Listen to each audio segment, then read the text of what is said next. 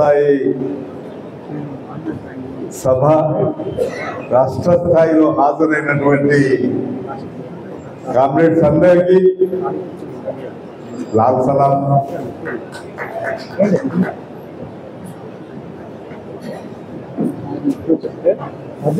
ఒక సందర్భం కేంద్ర ప్రభుత్వం బీజేపీ ప్రభుత్వం ఆదివాసీల మీద ఉక్కుపాదం మోపడం అనేటువంటిది గత 2 సంవత్సరాలు గత 3 సంవత్సరాలు చేస్తున్నది. రైతు ఉద్యమం ప్రారంభమైనప్పుడే ఫారెస్ట్ కన్వర్షన్ యాక్ట్ అనేటువంటిది ఒకటి తీసుకొచ్చింది. ఆ యాక్ట్ వలన భారతదేశంలో 40 కోట్ల మంది ప్రజలకు ఎఫెక్ట్ అయ్యేటువంటి చట్టం తీసుకొచ్చింది. మనం అనేక సందర్భంలో దీని గురించి మాట్లాడుకున్నాం. కార్పొరేట్ సెక్టర్స్ ను అడవిలో ఉన్నటువంటి ఖనిజ సంపద అనేటువంటిది ఆ సంపదను కొల్లగొట్టడానికి చట్టం తీసుకొచ్చింది. సామ్రాజ్యవాదుల కొరకు బహుళ జాతి సమస్యల కొరకు ఈ చట్టం తీసుకొచ్చిందని గత 2-3 సంవత్సరాల మనం మాట్లాడుకుంటున్నాం. దాని అమలును వ్యతిరేకిస్తూ వస్తున్నాం. దేశవ్యాప్తంగా కూడా 5th షెడ్యూల్ పరిధిలో 6th షెడ్యూల్ పరిధిలో 5వ షెడ్యూల్ పరిధిలో 6వ షెడ్యూల్ పరిధిలో ఉన్నటువంటి ఆదివాసీలను జాగృతం చేసేటువంటి ఒక రాజకీయ ప్రక్రియ దేశంలోని ప్రజాస్వామిక సంస్థలు పోరాడే సంస్థలన్నీ దీని గురించి చర్చిస్తున్నాయి. కమ్యూనిస్టు ఉద్యమం ముఖ్యంగా నక్సల్బరి, శ్రీకాకుళం, గోదావరి లోయ ఈ ఉద్యమాలన్నీ కూడా 50 ఏళ్ళుగా అడవి ప్రాంతంలోనే ప్రధానంగా ఉన్నాయి. మన పార్టీ ప్రధానంగా 90% మన కేంద్రీకరణ అడవి ప్రాంతంలోనే ఉన్నది. కమ్యూనిస్టు విప్లవకారులంతా కూడా అడవి ప్రాంతంలోనే పనిచేస్తున్నారు.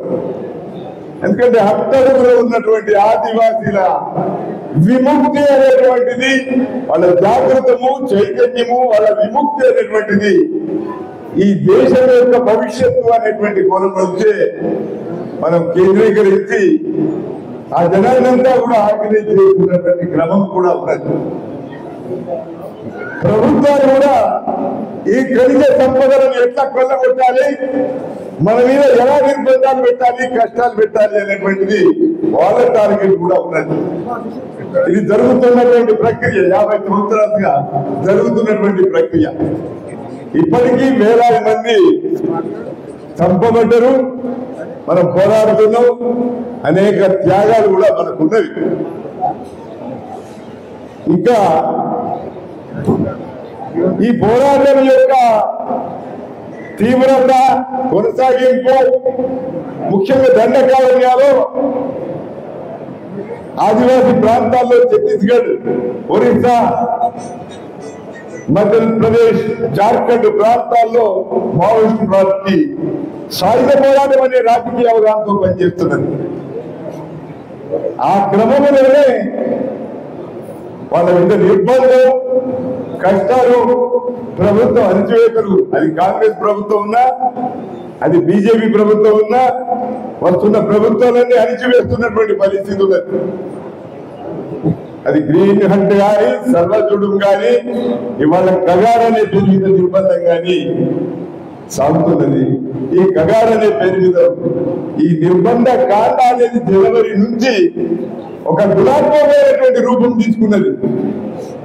కేంద్ర ప్రభుత్వం, మోడీ, అమిత్ షా నక్సల్ రహిత భారత్ అనే నినాదం ఇవ్వడం, మార్చి 31, 2026 అనే నినాదంతో ఈ 6 మాసాల్లో 100 మంది ఆదివాసీలను హతమార్చినటువంటి పరిస్థితి ఉన్నది. మావోయిస్టుల ఏరివేత అనే పేరు మీద ఒక 600 మంది ఆదివాసీలను అణచివేసిన ఒక ప్రత్యేకమైనటువంటి పరిస్థితి ఉన్నది. అందుకొరకు ఈ ప్రత్యేక పరిస్థితిలో దేశవ్యాప్తంగా కూడా అనేక పార్టీలు, సంఘాలు, ప్రజాస్వామిక సంస్థలు వీధుల్లోకి వచ్చి పోరాడుతున్నటువంటి పరిస్థితి ఉన్నది. మావోయిస్టు పార్టీ కూడా దేశంలోని మేధావులు, ప్రజాస్వామికవాదులు వీళ్ళంతా కూడా ఈ ఆదివాసీల హననం, ఈ జాతి హననం అనేది జరుగుతున్న దాన్ని ప్రశ్నిస్తుంటే మధ్యతరగతి ఒక ఆందోళన జరుగుతున్న స్థితి నుంచి వాళ్ళు ఒక అడుగు వెనక్కి వేసి తమ ఆలోచన, తమ సాయుధ పోరాట ఆలోచన అనేది వెనక్కి తగ్గి ప్రభుత్వంతో రాజకీయంగా చర్చలు జరుపుతామని 5 లేఖలు రాసి కాల్పుల విరమణ చేసి ప్రజాస్వామిక చర్చ అనేటువంటిది వాళ్ళు చేయడానికి సిద్ధం అవుతే కేంద్ర ప్రభుత్వం చర్చలు లేవు, ఆయుధాలు ఇవ్వాలి, లొంగిపోవాలి, జనజీవన ప్రవర్తిలోకి రావాలి, ఇది ఒక్కటే మార్గం అనేటువంటి కేంద్ర ప్రభుత్వం ఒక మొండి వైఖరి అనేటువంటిది కలిగి ఉన్నది. ఆ మొండి వైఖరిని అన్న రాయ్పూర్ మీటింగ్ నిన్న డీజీపీల సమావేశంలో అమిత్ షా దాన్ని మళ్లీ ధృవీకరించి ఇవాళ నక్సలైట్ల ఏరివేత మార్చి 31, 2026 మళ్లీ ప్రకటించినటువంటి పరిస్థితి ఉన్నది. అందుకే ఒక రాజకీయంగా ఒక ఉద్యమం ఇవాళ ప్రారంభమైంది. ఆంధ్రలో కానీ, తెలంగాణలో కానీ, పంజాబ్ లో కానీ అనేక రాష్ట్రాల్లో మన పార్టీ కమ్యూనిస్టు విప్లవకారుల మీద నిర్బంధం, విప్లవోద్యమాల మీద నిర్బంధం, ఒక 11 సంవత్సరాల పరిపాలన, 3వసారి బీజేపీ ప్రభుత్వం అధికారానికి వచ్చిన ప్రభుత్వం ఒక ఫ్యాసిస్ట్ వైఖరితో ప్రజల మీద నిర్బంధం ఎట్లా చేస్తుంది, ఒక ఫ్యాసిస్ట్ ధోరణి ఎట్లా ఉంది, ఒక హిందూ మతాన్ని కేంద్రం చేసుకొని ఒక హిందూ రాజ్యాన్ని స్థాపించాలని ఒక 11 సంవత్సరాలుగా వాళ్ళు చేసినటువంటి దుర్మార్గాలన్నీ కూడా ఇవాళ మనం ప్రశ్నిస్తూ వస్తున్నాం. కాశ్మీర్ సమస్య కానీ, ఇవాళ మణిపూర్ సమస్య కానీ, ఇలా ఎన్ఆర్సీ చట్టాల విషయంలో కానీ అనేక విషయాల్లో మైనారిటీల మీద చేస్తున్నటువంటి దాడులు, ఒక హిందూ మతతత్వంలోని ఈ దేశంలో ప్రజల మీద చేస్తున్నటువంటి దాడులను మనం ప్రశ్నిస్తున్నాం. తినే ఆహారం, వేష భాషల సమస్య, ఇవన్నింటినీ కూడా ఇష్యూ చేస్తున్నారు. ఈ దేశంలో ఉండాలి అంటే హిందువులే ఉండాలి అనేటువంటి మత పేరు గురించి రాముడి పుట్టిన దేశం, రాముడు జీవించే దేశం, పరిపాలన దేశం, రాముడు ఆదర్శమైనటువంటి కేవలంగా ఇవాళ దేశంలో హిందూ రాజ్యం తీసుకురావాలనేటువంటి కుట్ర చేస్తున్నటువంటి పరిస్థితులు. కానీ వాస్తవం అది కాదు. ఈ దేశం ఒక బహుళత్వమైనటువంటి దేశం. ఇక్కడ జాతి సమస్య ఉన్నది, మతం సమస్య ఉన్నది, కులం సమస్య ఉన్నది, స్త్రీ పురుష సమస్య ఉన్నది, ఇవాళ అనేక సమస్యలు, ఇవాళ వర్గ సమస్యలు ఉన్నవి. ఇవాళ తిండి గుడ్డ నిలవనీడ లేనటువంటి వాళ్ళు ఉన్నారు. వేల కోట్ల రూపాయలు, లక్షల కోట్ల రూపాయలతోని పెట్టుబడిదారులు ఇవాళ ఆస్తులు సంపాదన ఉన్నాయి. అందుకే ఆర్థికపరమైనటువంటి అసమానతలు ఉన్నాయి. అలాంటి దేశం, ఒక బహుళత్వం ఉన్నటువంటి దేశంలో ఇవాళ హిందుత్వ అనే భావనతో దేశాన్ని ఒక ఫ్యాసిస్టు పద్ధతిలో పరిపాలన చేసేటువంటి పద్ధతి, పరిపాలన విధానంలో కూడా అన్నిట్లోనే అత్యవసర పరిస్థితి ఇవాళ సృష్టిస్తున్నటువంటి పరిస్థితి ఉన్నది. 50 సంవత్సరాల క్రితం ఇందిరాగాంధీ అత్యవసర పరిస్థితి పెడితే ఒక ప్రత్యేకంగా సభ పెట్టుకునే హక్కు, సంఘం పెట్టుకునే హక్కు, మాట్లాడే హక్కు, అన్ని హక్కులను రద్దు చేసి, పోరాడే సంస్థలన్నింటినీ కూడా రద్దు చేసి, ప్రతి పక్షాలతో సహా అందరినీ జైల్లో పాలు చేసినటువంటి ఇందిరాగాంధీ ఎట్లయితే రాజకీయ చర్చకు గురవుతున్నదో, ఇవాళ హిందూ మతాన్ని కేంద్రం చేసుకొని, హిందూ రాజ్యం కేంద్రం చేసుకొని ఇవాళ ఫ్యాసిస్ట్ మోడీ ప్రభుత్వం అనేటువంటిది ఇవాళ చర్చకు గురవుతున్నటువంటి పరిస్థితి ఉన్నది. ఈ బహుళత్వాన్ని ధ్వంసం చేసేటువంటి వైఖరి హిందుత్వ వైఖరి తప్ప సింగల్ వైఖరి, హిందూ అయినటువంటిది, జాతి అనేటువంటిది ఒక తప్పుడుగా ప్రమోట్ చేసి, తప్పుడుగా మన ముందు ప్రవేశపెట్టి రుద్ది దీన్ని అమలు చేసేటువంటి ప్రయత్నం చేస్తున్నది. దీని మీద బహుళంగా ఉన్నటువంటి వాళ్ళంతా వీధులకు వచ్చి ఇవాళ పోరాడుతున్నారు. అందుకే ఈ పోరాటం నడుస్తున్నది. అందుకే బీజేపీ ఫ్యాసిస్ట్ ప్రభుత్వం ఇవాళ ఆదివాసీల ఊతకోట అనేటువంటిది ఈ 6 మాసాలు చేస్తున్నది. ఈ బీజేపీ ప్రభుత్వం ఆదివాసీ ప్రాంతాలన్నింటినీ పెట్టుబడిదారుల కట్టబెట్టాలనే ప్రయత్నం చేస్తున్నది. ఈ బీజేపీ ప్రభుత్వం ఈ దేశాన్ని హిందూ రాష్ట్రంగా మార్చాలనుకుంటున్నది. ఈ దేశంలో మైనారిటీల మీద విచ్చలవిడిగా దాడులు చేస్తున్నది. ఈ దేశంలో ప్రజల యొక్క ఆర్థిక పరిస్థితి చూస్తే, అంతరాల పరిస్థితి చూస్తే ఇలా గ్యాప్ పెరిగిన జీవన ప్రమాణం అనేటువంటిది ఇలా పడిపోతున్నటువంటి పరిస్థితి ఉన్నది.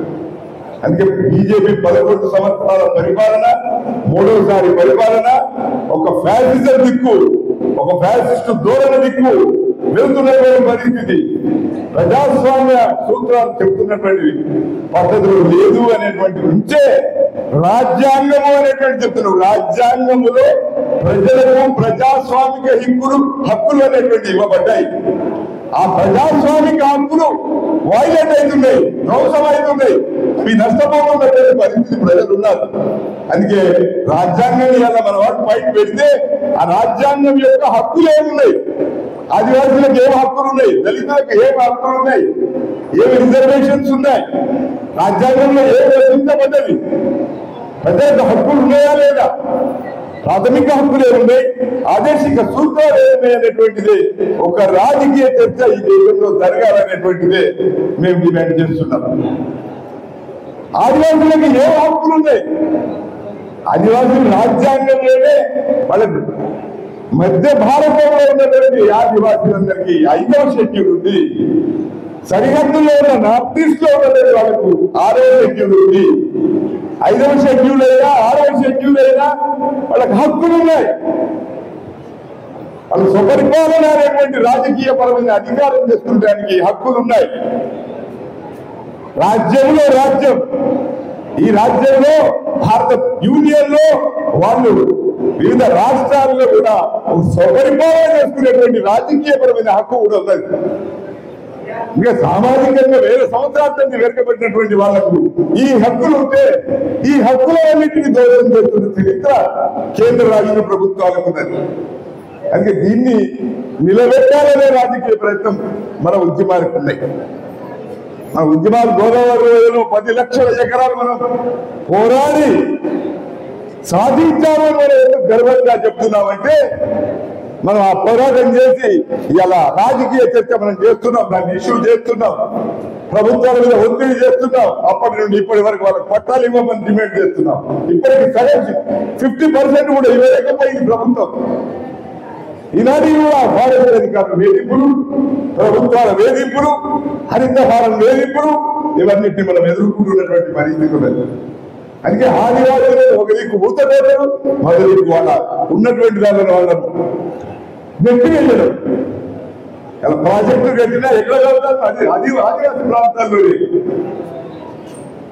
అందుకే వాళ్ళు డిస్ప్లేస్ కావాలి, విస్థాపన కావాలి, ఆ ప్రాంతాన్ని వదిలిపెట్టాలి.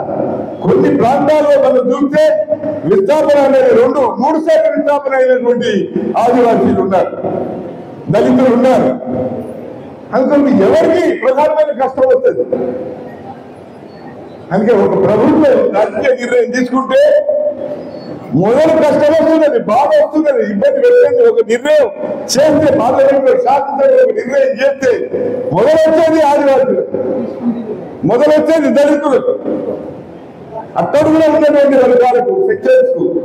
అందుకే ప్రభుత్వాలు ఒక అణిచివేత స్వభావం కలిగి ఉన్నాయనేదే మనం ఉన్నాం. అందుకే ఈ 5వ షెడ్యూల్ పరిధిలో ఉన్నటువంటి వాళ్ళు ఈ 6వ షెడ్యూల్ పరిధిలో ఇలా మణిపూరు 2 సంవత్సరాలైంది మంటలు కొనసాగుతుంది.